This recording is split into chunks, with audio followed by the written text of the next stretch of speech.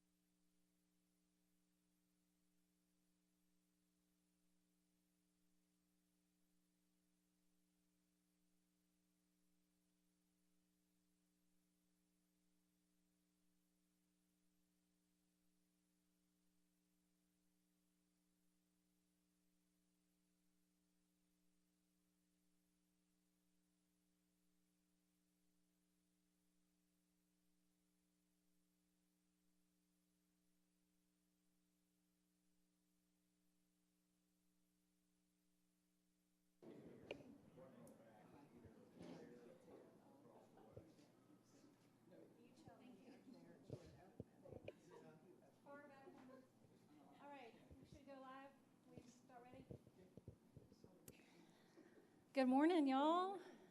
Good morning, good morning.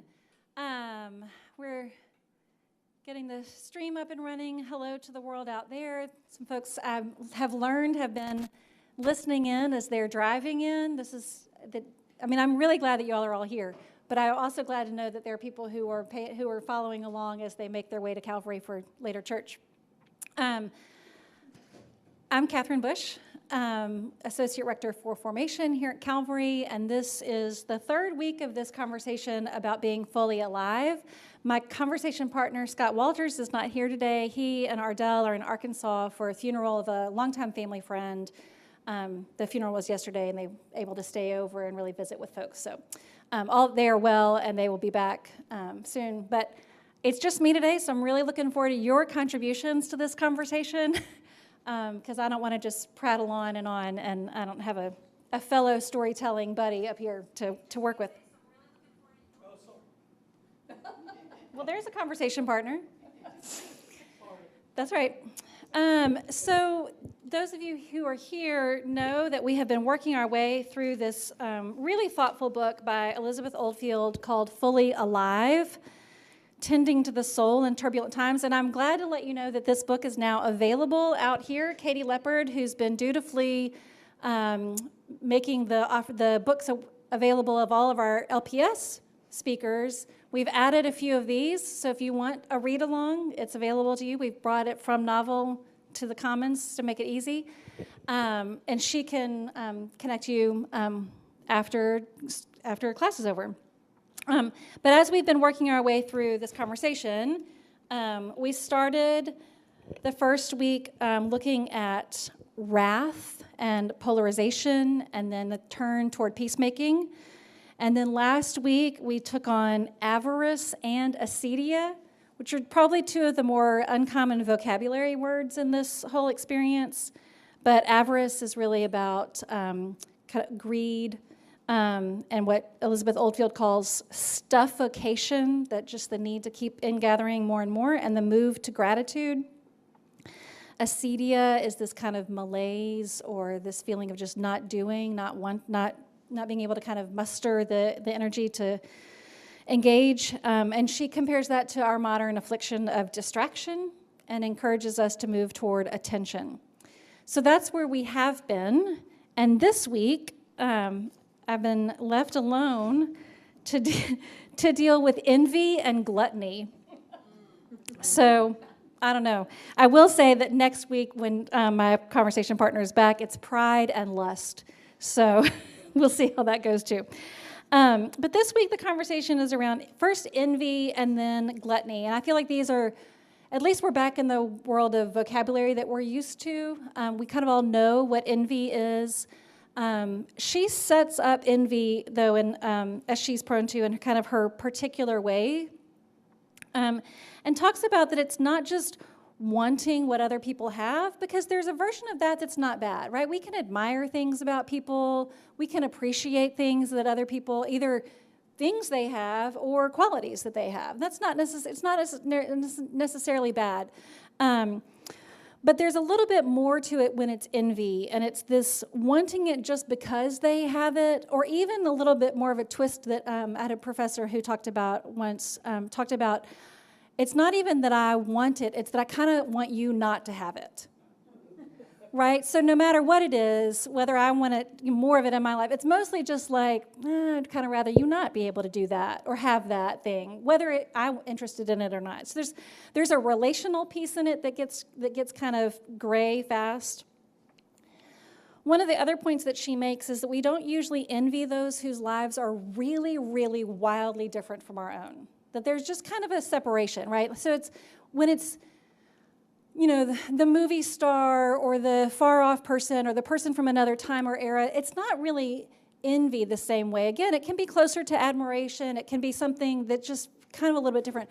The curse part of envy really strikes when it's somebody whose lives are a lot like ours, who's closer to us, or who works in the same field that we work in, or lives in the same neighborhood.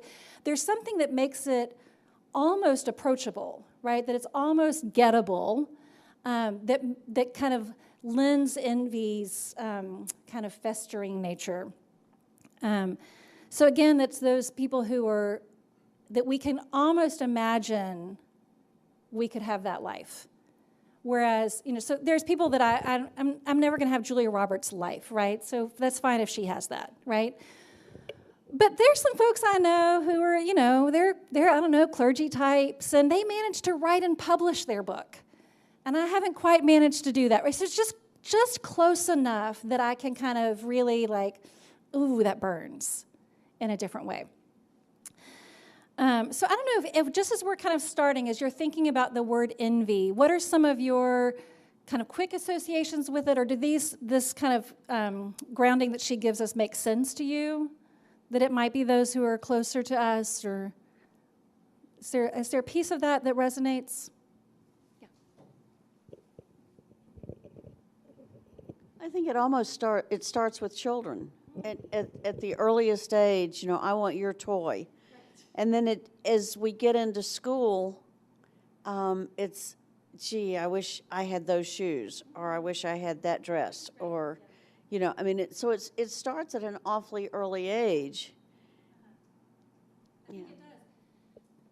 And I think both of those examples, Madge, are true also for that proximity piece of if you're sitting next to me and I can see your shoes, or you're sitting next to me and I can see how well you did on that test. Or you're the neighbor down the street and I can see what your front yard looks like, or the new car that you got, right? It's not the far off kind of distant stuff that we find ourselves envying and wanting, Other thoughts, anybody? This word as we get started? Yeah. This is really terrible to admit, but I have a dear, dear, dear friend in Dallas who recently bought an $800,000 penthouse in Dallas. And I'm really envious of her. And now we all are, right? Right, yeah. So, and again, it's these connections that we have that I might not, if I read about it in the paper, I'm not necessarily concerned. But if it's somebody I know. Yeah, actually, it brought to mind something that I heard, and it's not because this is far away, but that that among the poor in Russia, if someone were to see his neighbor and his neighbor had a cow, he would pray that the cow died. Yeah. I think that's so interesting, and I think that really is that piece of it. It's not even that I want it. It's that I kind of want you not to have it. And one of the things that Elizabeth Oldfield really talks about a lot in this book is she's talking about the 7 deadly sins. We were talking about this just before class. And the deadliness part of that for her, one piece of that is it's deadly to relationships, right? That it kills relationships, whatever the sin is, whether it's wrath or envy, or that it damages the camaraderie, the companionship, the friendship, the relationship that we're meant to have with each other, that we want to have. And these little insidious things get in there. And again, it's not even about the cow anymore. Now it's about, I'm just kind of mad that you have, and now it's about us. It's about a relationship again. It's perhaps the person you don't think they deserve it. Say that again. That maybe they don't deserve it. Oh, yeah. Yeah, I'm real clear that most people, I think, not like I deserve it, right? Yeah, that they don't deserve it, how did they get that? How did they do that? Yeah, that there's, again, and it creates this little crack in our relationship and connection, a little suspicion, well, they must have some nefarious purpose, right? And again, it clouds neighborliness. It clouds relationship, things like that. Will you say what you said before about that what deadly means?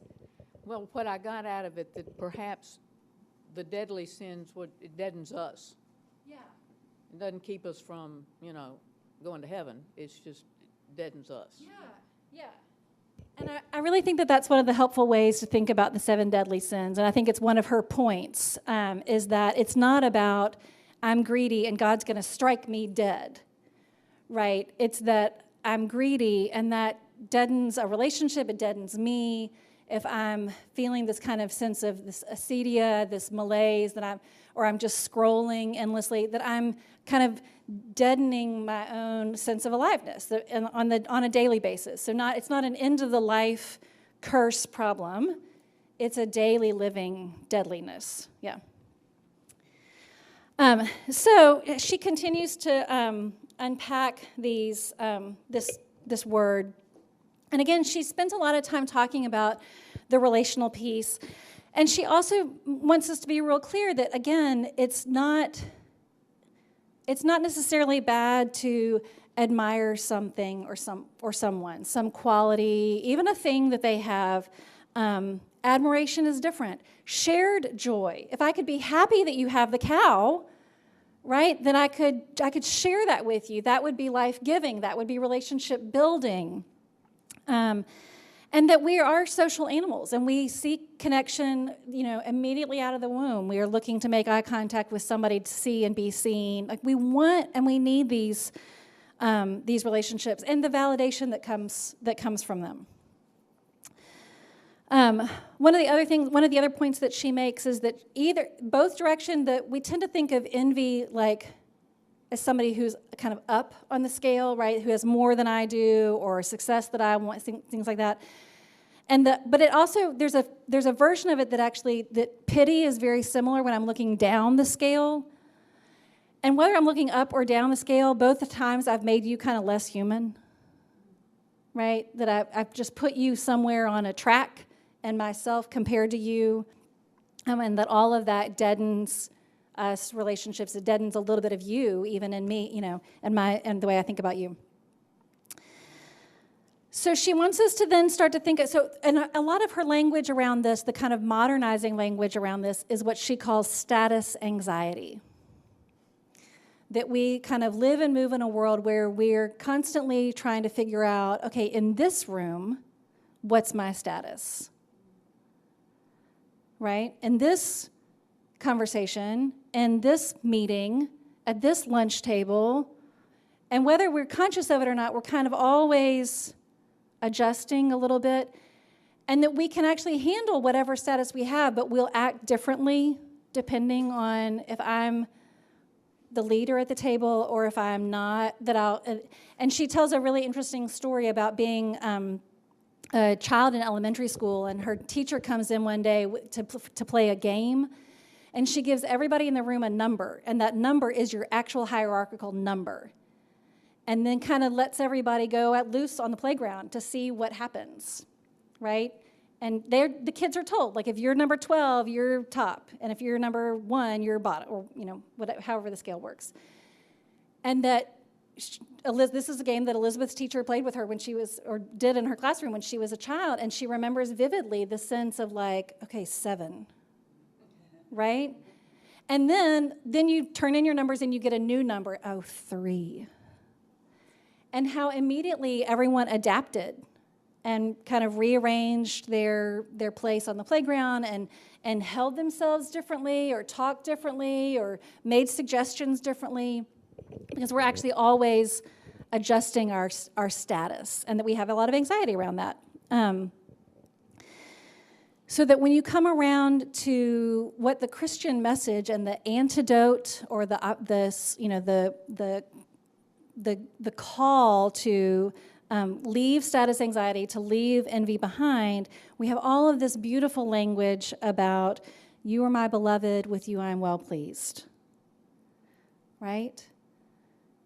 You are my beloved, with you I am well pleased. She tells another story about being prayed for in a church service, and that this person who is not known to her, she's just, receives the prayer from this man who says, you are fully accepted and approved of. She doesn't know him. He doesn't know what she's dealing with, but that's the prayer that he prayed for her. And there's a sense where she feels very seen, like, oh my gosh, I had no idea how much I needed to be told you're fully accepted and approved of.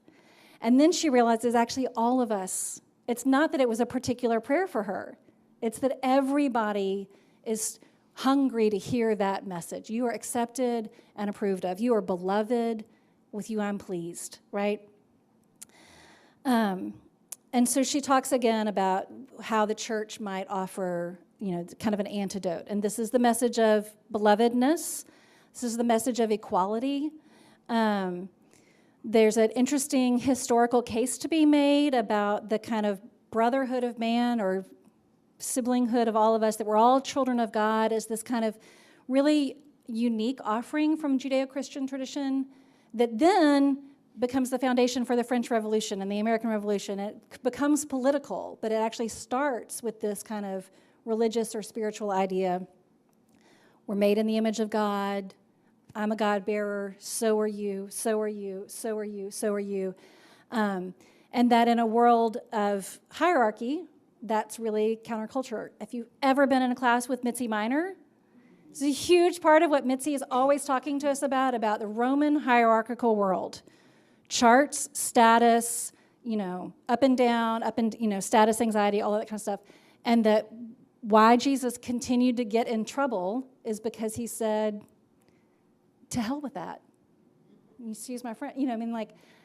I'm here to tell you that you are beloved the way you are. I'm here to welcome everyone to the table. I'm here to put people at the table who are not usually at tables. And that this really is this kind of peculiar, or at least countercultural in some respects, idea about everybody here, beloved. No matter what you did, no matter how much you make, no matter where you live, no matter any of those things, no matter your gender, no matter your age, no matter all of those things.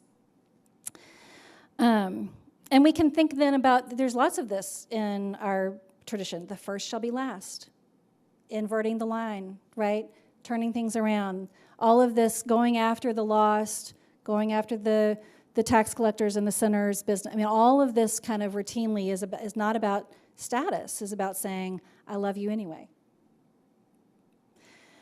Other thoughts that you can kind of think about in terms of messaging that you hear either from culture that supports or takes away at this, or from church, or from messages that would kind of counteract that. Yeah.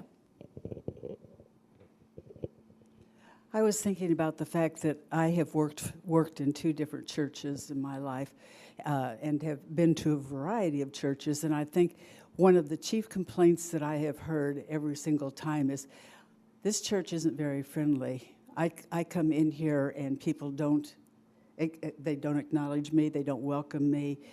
I'm looking somewhere else. I think that's a pretty common thing in a lot of churches, and that really makes me sad.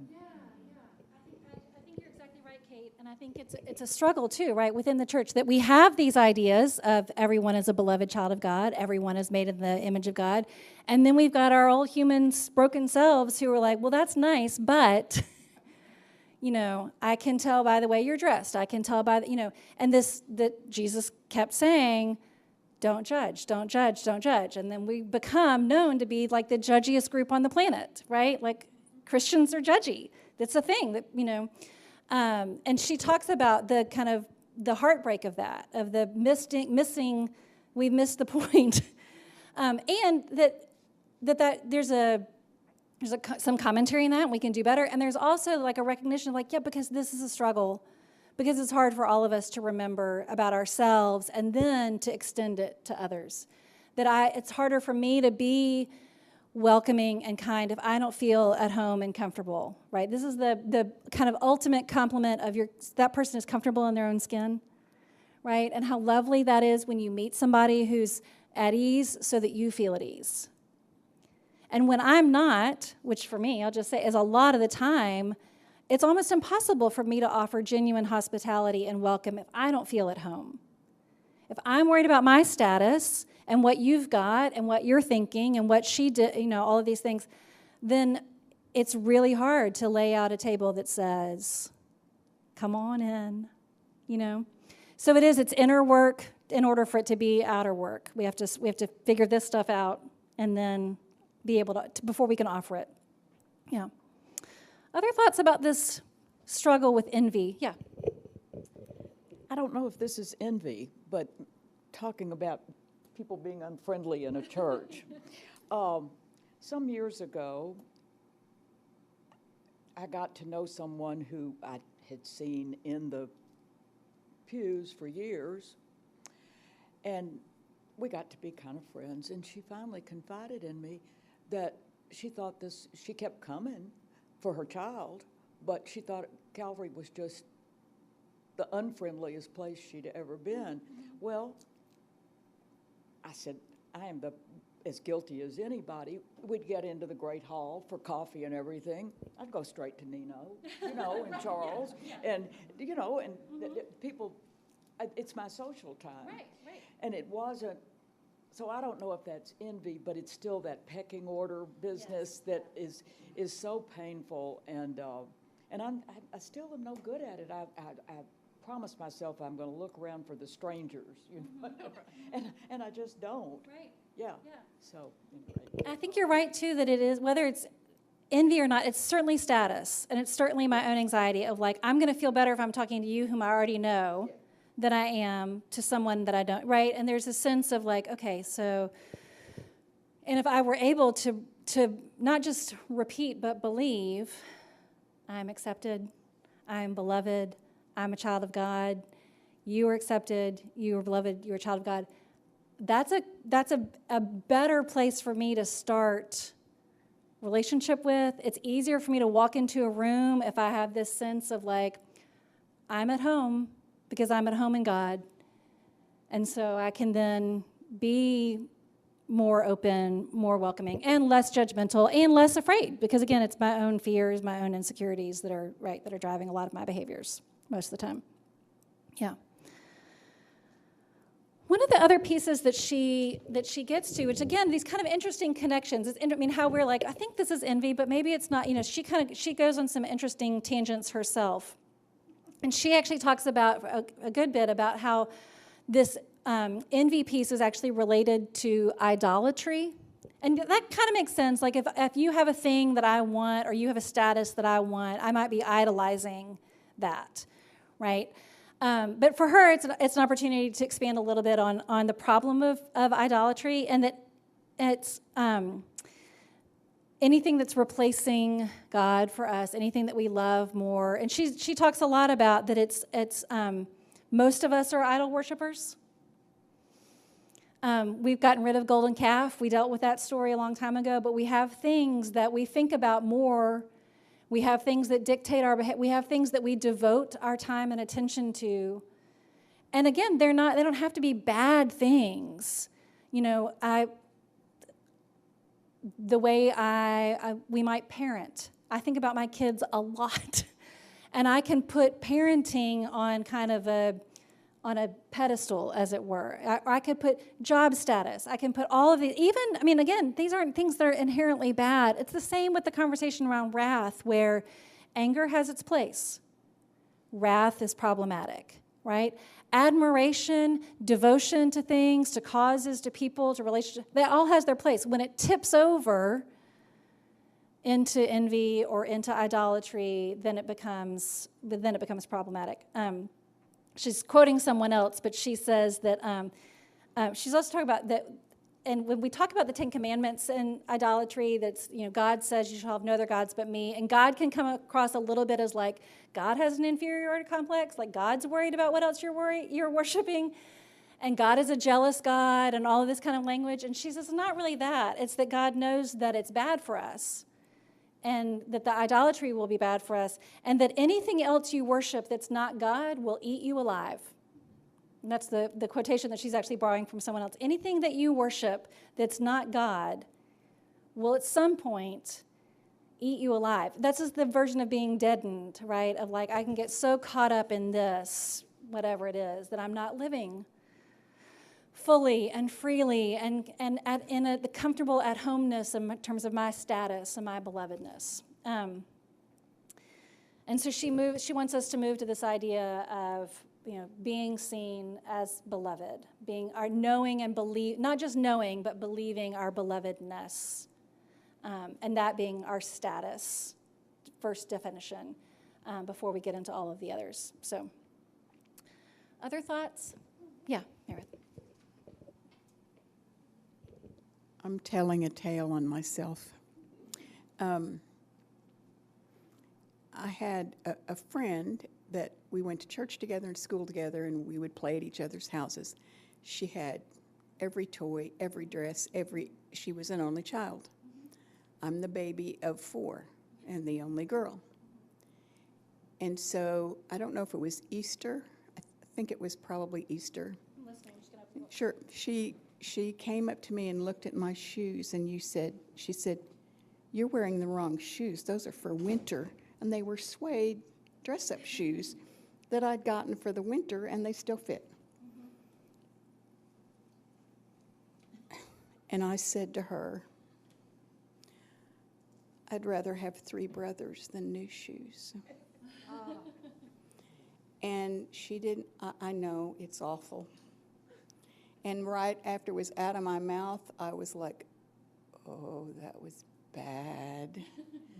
And she just kind of walked away, and I walked away, and I fessed up to my mother and dad. And because what they had said is she's the only child they can have.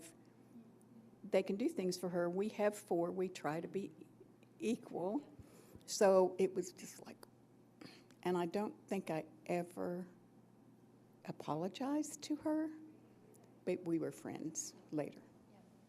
I think that's so interesting, and the feelings that come with it. I mean, all these years later, that you can, we're right there with you. Well, this is clearly still real, and that like instead of this conversation around shoes is like I'm gonna lash out. I'm gonna respond not in kind in terms of kindness, but also not in kind in terms of we're not talking about shoes anymore. Now we're talking about something else, right? Like I've escalated this.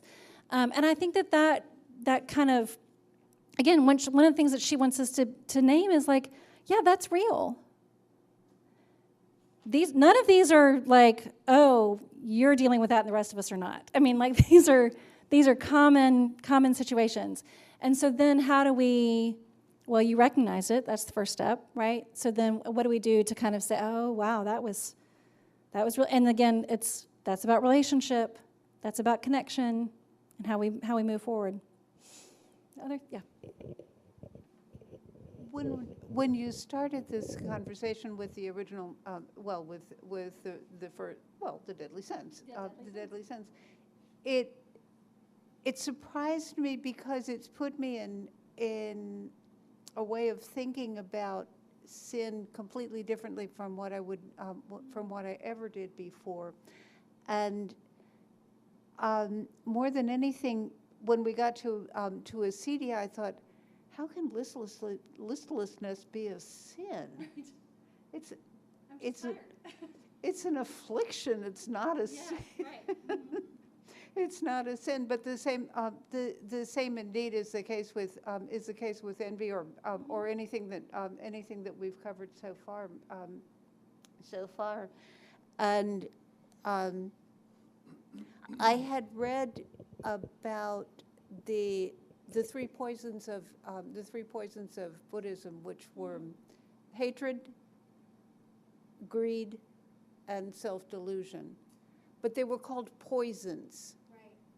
Rather than sin. Yeah. Rather than sin. But anyway, that's all of what. Well, and I think in those 3 poisons, we hear echoes of these same things, right? I mean, they're just divided up a little differently. And I think when we think about poison, again, it's this like, once it's in your system, again, whether it's self-inflicted or brought on, I mean, however it got there, well, the goal is to get it out of to flush it out, right? And I think it's interesting to think about that as a poison, again, what it might do to ourselves, to our relationships, to our relationship with God, with our people around us, that it changes it, right? And it deadens it, it hurts it. I think poison is an interesting metaphor to explore. So we've got to cover 2 sins today, y'all. So buckle up, because we got to talk about gluttony. Yay!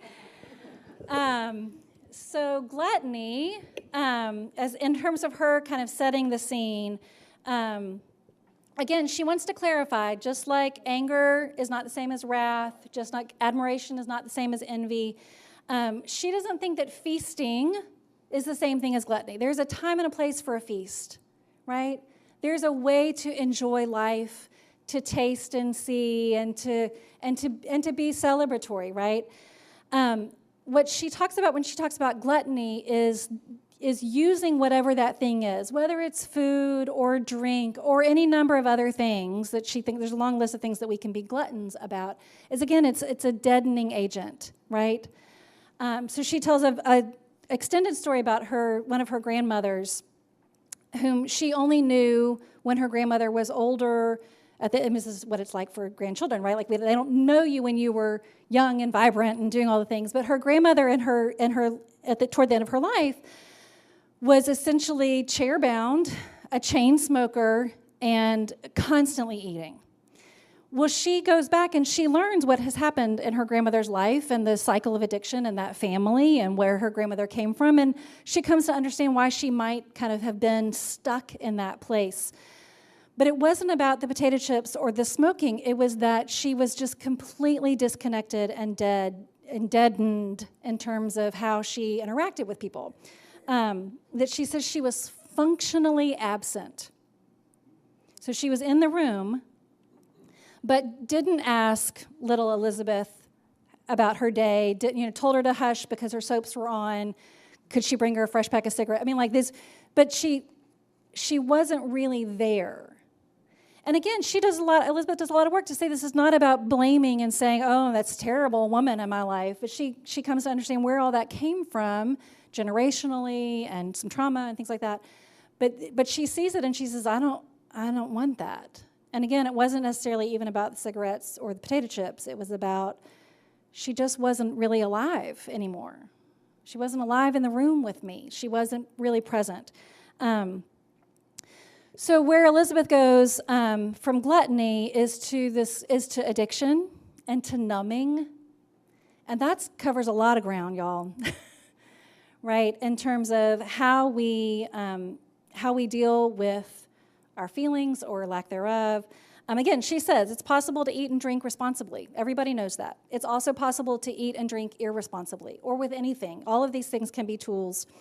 But that we start to believe the lie that this thing, whether it's screen time or alcohol or whatever, shopping or whatever else it is, this will fill the hole this time. It didn't last week when I tried it, but I'm going to try it again, right? And we keep doing it, hoping that this time it'll work. It'll fill that empty space, that place that we want more of. And she talks a lot about the more that we want, and that the more for her is God. That we all have this kind of this ache and this sense of we're not quite complete when we're out of relationship with God. And so her kind of language is around, instead of self-medication, again, we self-medicate with lots of things, that we should be looking for self-transcendence. We should be looking for experiences that allow us to actually really feel. Because what gluttony is doing is tamping down that kind of denuded feeling place. So she wants us to seek out opportunities for awe and wonder and transcendence and connection, all of which are vulnerable experiences, which is a part of why we avoid them in some ways. And she really moves into this place where, again, the antidote of numbing or addiction for her is ecstasy, is real feeling, is real joy, is real awe and wonder. And she tells her own stories about her own mystical experiences, how she's come to believe in Jesus, how she comes to think about church, and that somebody says to her, or they're talking about charismatic folks, which she self-owns, that she says, I'm a middle-aged British lady, but I'm a charismatic Christian, and she has these ecstatic experiences from time to time that she writes about, and she lives in works in these very academic worlds, and she's like, I'm an outlier, I know it. And somebody else was describing those charismatic people as unstable, emotional, and credulous. And she says, I'm going to get a T-shirt that says, I am unstable, emotional, and credulous. That she really wants to feel the fullness of, this may be uncomfortable, but I want to really feel it. This may be really heartbreaking, but I want to really feel it. This may be beautiful. I want to really feel it and really experience all of that. So that's a lot about a move about gluttony and addiction and numbing ourselves, but also that it's an interesting antidote, I think, of, some of these things make sense in terms of like, Polarization, the opposite of that is peacemaking. The opposite of this is that. The opposite of gluttony as ecstasy is not, I didn't see that one coming necessarily. So I don't know if you have thoughts about either just the language or the terminology or your own experiences. Yeah.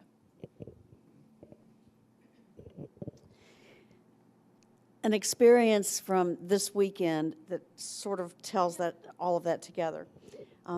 Most people in this room know that Whit and I are involved with Thistle and Bee, and the women that we're working with are dealing with coming out of addiction and starting their new lives. One of the women in our program at Christmas time, just before Christmas, spoke to her parents again for the first time in 36 years. That's like a whole generation when you stop and think about it. This weekend, she is with her parents for the first time in 36 years. And Tuesday is her birthday, and Tuesday is the first year anniversary of her sobriety. And so, and yesterday, we were able to spend a little bit of time with her and with her parents. And just in that few minutes, everything that, you know, the full circle of everything that you've just talked about. And it was the most remarkable experience. Yeah, I'll just leave it at that. I think that thinking about those, feeling your feelings, I mean, right now, you feeling your feeling, I mean, like, these emotions are very real to us, and when we pretend they're not, one of the things that she talks about when she's talking about awe is that we're not taught what to do with our urge for awe. Nobody says, oh, you know, like they teach you how to do math and they teach you how to tie your shoes and they teach you all these things, but nobody says you're going to want to feel some awe or you're going to feel some awe, and here's what you should do, right? Like lie down on the ground and open up your, whatever it might be. We're not taught that, and that we're going to feel it and we're going to want it. And so instead we try to cover it up. We try to stuff it down. We try to ignore it. We bury it. Or we know we want it. We don't know how to get it for real, so we chase it through all of these other things, the high of whatever it feels really good to eat a tub of ice cream, right? It feels really good to get the new dress. It feels really good to do all these things for a minute, and not the kind of lasting sense of all of that, right? That all of those things. She also talks a lot about what she's learned by being adjacent to the recovery community, and that the people that have been through this exact cycle that you're describing for your colleague, and that folks who have come through that and have learned that they were not feeling the world, and so then they have to learn how to feel and be feeling people in the world, and then they become people of great depth, people who are comfortable in their own skin. We move back into this other language, right? Because they've figured out, I can't skip over this part, right, and run away from it, right, for sure. Yeah, Heather. Well, this is such a great topic. Number one, I went to a party last night and probably did indulge in too much drink anyway. But, I was thinking, we were talking about this in Bible study the other day, and then I ordered this book that y'all were talking about, and then Michelle Icard came to speak at GSL, and she has a couple of books she's written about but kids. One is 14 Talks Before Age 14, some other books that she's... Anyway, but one of the things that she was talking about was there's 3 paths you can take in life. The easy path, where everything's just kind of goes along, no issues, kid gets into college, married, all that kind of thing. And then there's the uncomfortable path, where some things go well, some things don't go well. Your kid may not get in their first choice, they their third choice of colleges. And then there's the tragic road. She's like, don't want that one. But she said, I encourage you to have your child on the uncomfortable path. I want your child to feel things. And I think, at least my husband and I, this is something we were talking about this week. I was like, gosh, it's really important for our son when, he's feeling something to really feel it and not try to make it better for him and not be like, oh, what can we do to make him smile and make it happy? Like, have him sit in that whatever it is, a fear or, or sadness about something, and not just kind of sit in it for a little while. And I've just been really chewing on that, and how important that is to kind of, like you're saying, like really, really, whatever it is, if it's a happiness or a sadness or uncomfortableness, but that, like, she's like, that sets him up later, because things are going to happen. If you always try to make everything good for him, then later on, who's going to be there to scoop him up? And so it's better for them to learn now. So anyway, this is kind of a good topic. Right. Yeah, I think that those layers are there. Brene Brown says, kind of famously, you can't numb selectively. So if I choose to numb the bad, I will also numb the good, and I will not feel anything. Like if I want to numb the painful feelings with whatever my choice of agent is, I can't just numb that. I will also numb joy and delight and awe and all these things. So it's this kind of sense of like, you can't just like pinpoint, I'm going to use this to fix this uncomfortable feeling, but I'm still going to feel all the good stuff, right? It all goes down and kind of neutralizes across the board. And so then we're chasing awe, and we're chasing it in other ways and trying to fill the hole again with different things. It's a really interesting thing about this story now.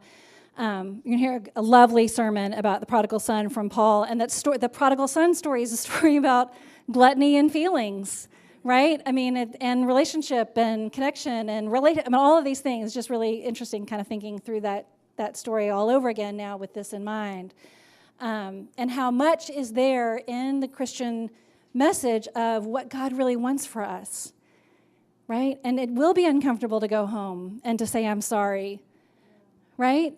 It'll be hard for everybody. It is hard for everyone in that story. And on the other side of that, even though we don't get chapter 2 of the prodigal son story, there's possibility, right, for something more, something different, something richer there. Let's see. Other thoughts about numbing agents and gluttony, or what it might be like to be more open and more attuned to awe, to wonder, to these hard to describe, ineffable feelings.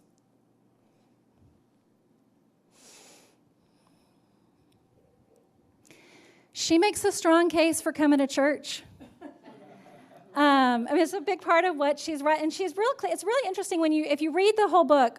She's very clear at the outset that she knows most people who are reading this are going to be Christians, but she really secretly hopes, or not even so secretly, she really hopes that people who don't believe in God are going to read this book, which is an interesting hope for somebody who's writing about the 7 deadly sins, of why anybody who's not already invested would pick this up.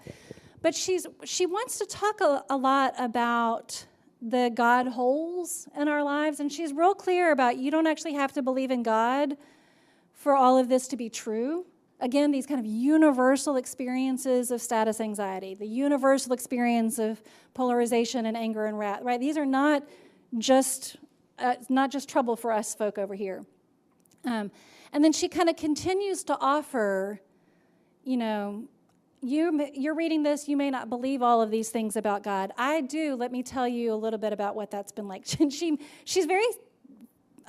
she's a little self-deprecating, and she's funny, and she talks at one point about, you're reading this and you're thinking, okay, that's great. If I had a sky fairy, then I would do, this kind of pejorative language about God. God is a sky fairy.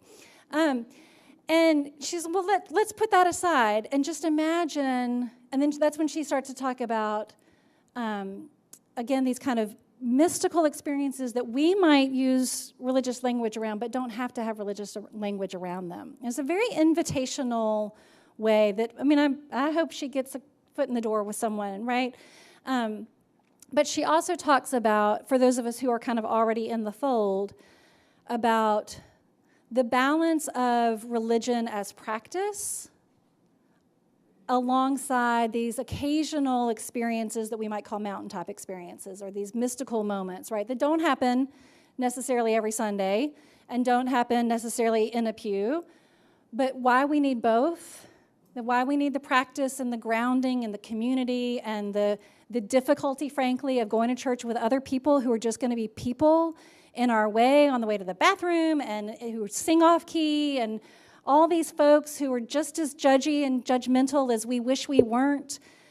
And then the need for that alongside remembering that there is actually something, there's more there. There's a capital M more, and that we have to have both. So she doesn't come out against the kind of spiritual but not religious folks, but you can hear it a little bit underneath there of like, well, that's great if you can go hiking and find God, but you need some grounding. You need some practice. You need some daily life. You can't live up there. So what are you going to do to stay connected, to humans, and to stay connected with God? So it's an interesting kind of balancing act, that, especially when she starts talking about these ecstatic experiences alongside the occasional roteness of church, right? But that both are part of this path for her. Yeah, okay. This class has ultimately made me very sad because I have a brother who's 18 months younger than I am, grew up in the same household, same circumstances. He is an alcoholic, been married 3 times and still messes around. His children are ashamed of him. He will not speak to me. I have tried to approach him. He absolutely will not speak to me. We have no relationship whatsoever. And when you start talking about this, there's nothing I can do to help him. So I ask the prayers of everyone in this room. His name is Dave. We do keep him in our prayers. Just wanted to touch on the bit on awe, and I think of the Buddhist mentality of basically childlike wonder, being open to everything, and I think of young Jesus, right, and sort of how he was sort of preoccupied with, who are all these humans, right? Like, what are you doing, right? This is so bizarre to me, and how these rabbi were floored by him, right? They were so frightened by his awareness that to just see everything on one plane, and I just invite everyone to be open to that, and that's what I've gotten from this today, so thank you. I think that's a really beautiful way, I think, to remember, to hold that image of Jesus up, again, as a 12-year-old maybe, but even throughout his life, he managed to stay open and curious and what is going, and offering something alternative to hierarchy and structure and condemnation and judgment, whether that was religious or secular.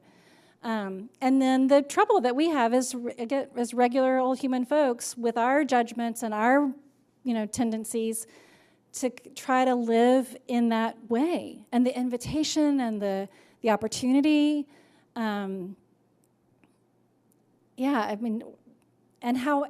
it seems like it shouldn't be hard to choose that, right? And it is some days hard to remember that's out there for us. This is a way of living in the world. Yeah. On that subject of all things that take your breath away, it's a matter of paying attention. It's just something like looking up at a tree, that not a blooming tree necessarily, but just some gorgeous creature, and just appreciating all the nature around us, that we really just don't pay attention to it, and it can take your breath away. It's wonderful. Yeah, when we're really eyes open, everything is beautiful, right? Trees with blooms, trees without blooms, people in front of us, fascinating creatures, right? And things that humans make and things that God made. All of it, we're just kind of awash in it, and we don't. But whatever it is, whatever it's the distraction or the addiction, all of these things that kind of keep us, it's kind of like almost having like clouded vision, right? Like cataracts or something, like that sense of like, I know it's all out there, but something is keeping me from really seeing it and loving it and appreciating it and remembering this is also true. All of this is true. This beauty and this love and this she talks about this a little bit, and I'm going to paraphrase Mary Oliver poorly, but she talks about the connection between prayer and attention, that prayer is basically paying attention. Paying attention is basically prayer or devotion. There's a kind of a circle of words that you could, if you think I'm not praying very much these days. Well, let's start paying attention, right? Which might engender gratitude, or might engender I'm paying attention to this hard thing, and that calls me to prayer for him, whatever. that paying attention is the first version of a prayer in a way. And I think I hear that in what you're saying about the whole world is out there for us. So, anybody want the last word? I'm gonna go get dressed for church soon, but I appreciate your staying in the conversation with me today. So, as I said before, if you're interested in reading not just our Cliff Notes version, the book is out there. Next week, lust and pride. Stay tuned. Yeah, it's been a really lovely unfolding conversation. So thanks for being here. Thanks, y'all.